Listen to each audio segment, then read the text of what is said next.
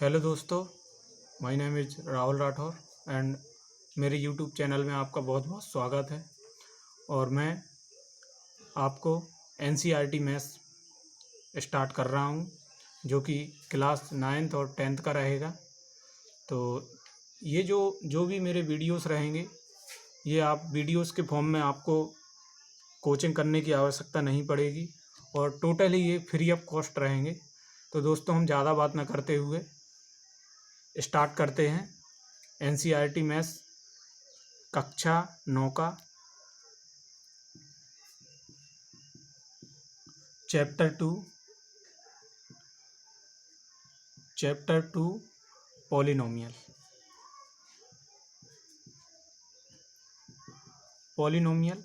ये दोनों लैंग्वेज में रहेगा, आपको प्रॉब्लम नहीं आएगा। दोनों मीडियम के student, Hindi medium English medium के स्टूडेंट, दोनों इसको देख के और क्लियर कर लेंगे। और जो भी आपको प्रॉब्लम आती है, आप मुझे कमेंट सेक्शन में कमेंट डाल दीजिए, मैं उसको सॉल्व करवा दूंगा। ठीक है ना। तो इसको हम बोलते हैं बहुपद। हम यहाँ से स्टार्ट कर रहे हैं। देखिए, बहुपद पढ़ने से पहले हमें थोड़ा सा बेसिक को समझना पड़ेगा। भाई, हमें बेसिक आएगा तब तो हम आगे चैप्टर पढ़ेंगे। तो बेसिक के लिए पहले हम समझते हैं कि वेरिएबल क्या होते हैं। ठीक है ना। बेसिक को आपको बहुत ध्यान से पढ़ना है, और अगर ये बेसिक आपको क्लियर हो जाता है तो मुझे लगता है कि एक्सरसाइज 2.1 आप ऐसे ही सॉल्व कर लेंगे। ठीक है ना। तो वेरिएबल क्या होते हैं, चर क्या होते हैं, इनको हिंदी में चर बोलते हैं। ये होते हैं एक्स, वाई, जेड एट्सेट्रा, है ना। जेड तक चला जाएगा ये, मतलब ए से लेके जेड तक। ठीक है। इसके बाद अचर की मैं बात करूँ अगर, तो अचर हो जाएंगे अपने 1, 2, 3। जो भी नंबर्स हैं वो क्या होते हैं, अचर पद कहलाते हैं। ठीक है ना। अब मैं बात करूं अगर बीजीय व्यंजक, बीजीय व्यंजक कैसे बनता है, बीजीय व्यंजक, है ना।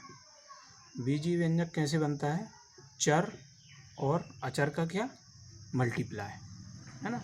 इन दोनों को मिला के ही एक बीजीय व्यंजक तैयार होता है। इसको एलजेब्रिक फॉर्म भी बोलते हैं। ये क्या हो गया, एलजेब्रिक फॉर्म हो गया इक्वेशन का। ठीक है ना, एलजेब्रिक फॉर्म हो गया। तो देखिए, अब हम बनाते हैं एक बीजीय व्यंजक।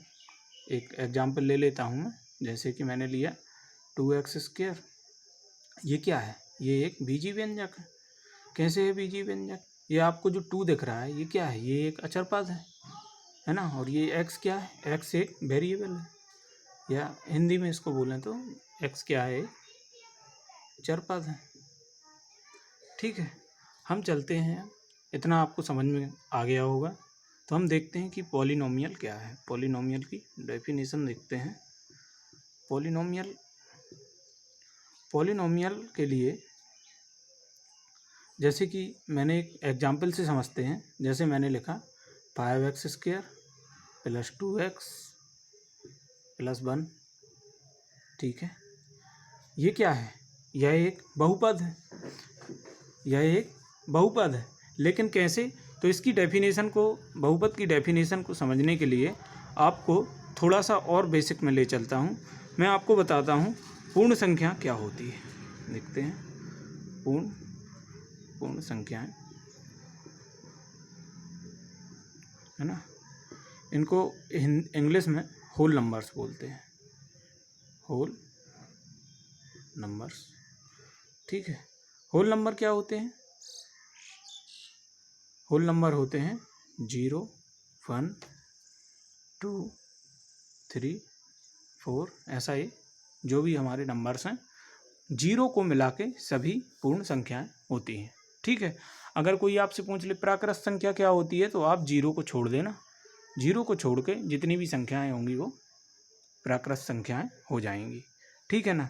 तो पॉलिनोमियल की डेफिनेशन क्या बनी, पॉलिनोमियल की डेफिनेशन ये बोलती है कि किसी भी वेरिएबल की घात एक पूर्ण संख्या होनी चाहिए, तो वह क्या होगा, वह एक बहुपद होगा। जैसे कि मैंने ये एग्जाम्पल लिया था आपके सामने, एग्जाम्पल में लिया था 5x² + 2x + 1। यहाँ पर देखना, एक वेरिएबल मतलब चर, है ना। चर की घात क्या है, चर की घात कितनी है, यहाँ पर देखिए 2 है।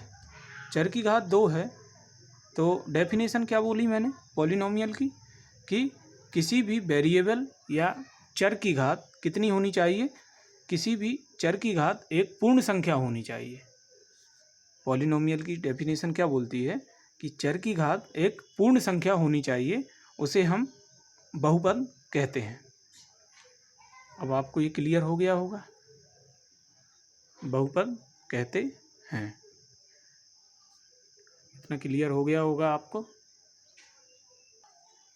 इसी के साथ साथ मैं एक एग्जाम्पल और लेता हूँ, जैसे कि हमने लिया √x। मैंने बोला, पूछा आपसे क्या यह बहुपद है, क्या यह बहुपद है। तो हम इसको कैसे सॉल्व करेंगे। जब मैं सॉल्व करूँगा इसको, देखिए जब मैं इसको सॉल्यूशन करता हूँ तो मैं क्या देखता हूँ कि यहाँ पर x की घात कितनी है 1/2। x की घात 1/2 है, मतलब जो वेरिएबल की घात है, वेरिएबल की जो पावर है वो कितनी है 1/2। लेकिन हमारी जो डेफिनेशन है पॉलिनोमियल की वो ये बोलती है कि वेरिएबल की घात हमेशा एक पूर्ण संख्या होगी, तो वह बहुपद होगा। तो अंडर रूट में अगर x है, अंडर रूट में अगर मैं कुछ और लिख दूं, जैसे मैंने लिखा √t है, ठीक है, तो यह एक बहुपद होगा तो नहीं होगा, बहुपद नहीं होगा, ठीक है, ये भी बहुपद नहीं होगा, बहुपद नहीं होगा। क्यों नहीं होगा? क्योंकि 1/2 जो घात है यह एक पूर्ण संख्या नहीं है। पूर्ण संख्या क्या होती हैं? 0, 1, 2, 3, 4 ये होती हैं अनंत तक। लेकिन यहाँ जो हमने देखा वेरिएबल की पावर, जो चर की पावर है हमारी, कितनी है वो 1/2 है, जो कि एक पूर्ण संख्या नहीं है, इसलिए यह बहुपद नहीं होगा। ठीक है, हम थोड़ा सा बेसिक और जान लेते हैं, समझ लेते हैं। ठीक है दोस्तों, मैं इसको जल्दी से साफ कर लूँ। जैसे हमने कहा एक क्या है, एक लिखा मैंने यहाँ पे, एक क्या है, इसको मैं ऐसा भी लिख सकता हूँ x की पावर 0, क्योंकि हमने ये पहले पढ़ा हुआ है x⁻0, क्योंकि हम जानते हैं x⁻0 इक्वल टू क्या होता है 1 होता है। तो मैं एक को ऐसा लिख सकता हूँ x⁻0, जैसे मैंने 2 लिखा, ठीक है ना। 2 को मैं ऐसा लिख सकता हूँ x2 × x⁻0, क्योंकि हम जानते हैं, क्या जानते हैं हम जानते हैं x⁻0 इक्वल टू 1। अगर मैं यहाँ पर पुट करता हूँ तो ये 2 × 1 हो जाएगा, जो कि 2 के इक्वल होगा। अगर ये 2 आता है और ये यहाँ से 1 आ रहा है, 1 ही है मेरा, तो यह क्या है, यह भी एक बहुपद है, लेकिन इसको क्या बोलेंगे हम, अचर बहुपद। समझ में आ गया होगा आपको। जो भी आपको बेसिक क्लियर ना हो तो आप वीडियो को दोबारा देख सकते हैं, वीडियो को दोबारा देखकर आप बेसिक पहले क्लियर कर लें। अगर ये बेसिक आपको क्लियर हो गया तो मुझे लगता है एक्सरसाइज 2.1 आप चुटकियों में उड़ा देंगे, चुटकियों में उड़ा देंगे। जैसे कि अगर ये बेसिक क्लियर हो गया तो इसको क्या बोल देंगे हम, अचर बहुपद। और शून्य बहुपद भी होता है, शून्य बहुपद भी होता है, ये बस मैं नॉलेज के लिए बता रहा हूँ। बाकी आपके 9th क्लास में ये सब कुछ नहीं है, ये आगे की क्लास में होता है। अगर कोई आपसे पूछे कि 0 क्या है, तो 0 क्या है, 0 भी एक बहुपद है, 0 भी एक बहुपद है, ठीक है ना। अब हम चलते हैं टाइप्स ऑफ पॉलिनोमियल, ठीक है। यहाँ मैं आगे लिख देता हूँ टाइप्स ऑफ पॉलिनोमियल, ठीक है। बहुपद के प्रकार, हिंदी में क्या बोलेंगे इसको, बहुपद के प्रकार, ठीक है ना। देखिए जनरली मैं थोड़े से यहाँ पे एग्जाम्पल लिख देता हूँ और उससे आपको क्लियर कर दूँगा, ठीक है। एग्जाम्पल लेते हैं, जैसे हमने लिखा 5x, ठीक है। फिर हमने एक और एग्जाम्पल लिखा 2x² + 2, ठीक है। और एक और एग्जाम्पल लिखा मैंने 3x³ + 5x + 1, ठीक है ना। देखिए बहुपद कितने प्रकार के होते हैं, बहुपद 3 प्रकार के होते हैं। कितने बताया मैंने आपको, बहुपद 3 प्रकार के होते हैं। अगर मैं हिंदी में देखूं तो पद के आधार पर, है ना, पद के आधार पर, पद के आधार पर ये देखना, ये एक पद दिख रहा है आपको, एक ही पद है ना ये, तो इसको क्या बोल देंगे आप, एक पदी।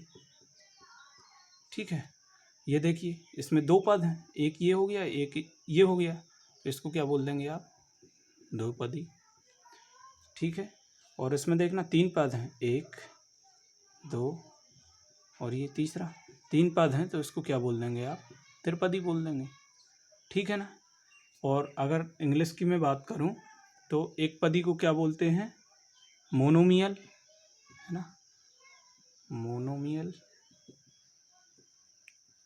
ठीक है, और द्विपदी को क्या बोलते हैं,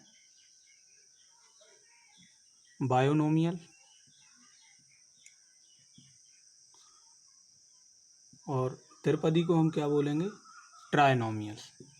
क्या, ट्राइनोमियल।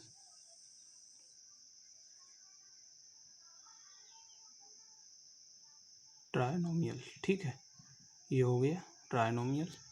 और देखिए अब इसी में एक चीज़ और आप समझ लीजिए, यहाँ पर बेसिक मैं बोल रहा हूँ, बेसिक आपका बहुत अच्छा होगा। तो एक्सरसाइज 2.1 इतने बेसिक से ही आपको, आप चुटकियों में उड़ा देंगे उसको।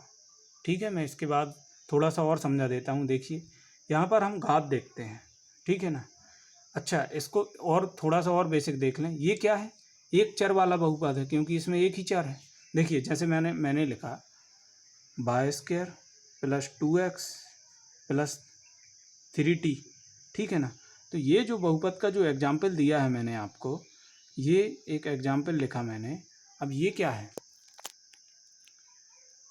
पद तो इसमें 3 है, ये 3 पद वाला बहुपद तो हो गया, लेकिन ये अब इसमें चर कितने हैं, देखिए आप, वेरिएबल कितने हैं, देखिए 1 2, ये देखना, ये x एक वेरिएबल है, y एक वेरिएबल है, t क्या है, t भी एक वेरिएबल है। तो ये कितना बहुपद हो गया, ये 3 वेरिएबल वाला हो गया। ठीक है ना, ये आपको बेसिक पूरा आपको क्लियर करना है, ये चीज़ आपको समझ में आ गई होगी। इसको क्या बोलेंगे, 3 वेरिएबल वाला बहुपद। ठीक है ना। इसी में थोड़ा सा हम बहुपद की घात और समझ लेते हैं, और घात और उनके नाम के हिसाब से, जैसे कि इसकी घात कितनी है, 1। आपसे पूछेगा कि बहुपद की घात, देखिए इसी में घात बताता हूँ मैं आपको, देखना आप, इसमें x की घात 1 है, तो ये बहुपद कितनी घात का हो गया, बहुपद की घात कितनी हो गई, 1। ठीक है ना। इसमें देखना x की घात, हमें हमेशा चर की घात देखनी है, चर मतलब वेरिएबल की जो मैक्सिमम पावर होगी। घात हम कैसे निकालते हैं, जो वेरिएबल की मैक्सिमम पावर है वही बहुपद की घात होगी। मैंने जो बोला है एक बार और सुन ले, बहुपद की चर की जो मैक्सिमम पावर है वही बहुपद की घात होगी। तो मैक्सिमम इसकी घात कितनी है, 2, तो ये कितने वाला हो गया, 2 इसकी मैक्सिमम पावर होगी। ठीक है ना, 2 घात वाला बहुपद हो गया, ये 1 हो गया, इसकी मैक्सिमम पावर देखा हमने कितना है, 3, ये देखिए आप 3, तो ये कितनी हो गई, इसकी घात 3 हो गई, सॉरी मैंने x लिख दिया यहाँ पे 3। ठीक है, तो सबकी हमने घात देख ली। अब घात के हिसाब से इनके और भी नाम होते हैं, तो इंग्लिश में हम नाम और देख लेते हैं। जैसे कि इसको हम क्या बोलेंगे, लीनियर पॉलिनोमियल। क्या बोलेंगे, एक घात वाले को लीनियर पॉलिनोमियल।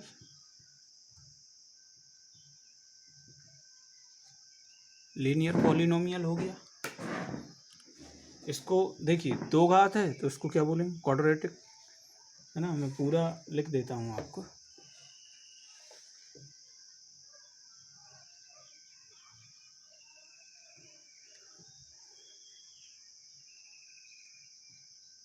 और इसमें 3 घात है ना, क्वाड्रेटिक पॉलिनोमियल, और 3 घात है तो क्यूबिक। ये सब तो आपको पता होगा, लेकिन बस मैं आपको एक रिवाइज करा रहा हूँ, तो इतना आपको क्लियर हो गया होगा। अगर ये बेसिक आपने बहुत अच्छे से समझा है दोस्तों, तो हम चलते हैं एक्सरसाइज 2.1 पर और उसके क्वेश्चन सॉल्व करते हैं, और वो क्वेश्चन आप चुटकियों में उड़ा देंगे। दोस्तों हम एक्सरसाइज 2.1 पर चलते हैं। इसमें कि क्वेश्चन लिखा हुआ है दोस्तों। हम एक्सरसाइज 2.1 पर ये क्वेश्चन देखते हैं। क्वेश्चन में ये बोला गया है कि which of the following expression और पॉलिनोमियल इज वन वेरिएबल।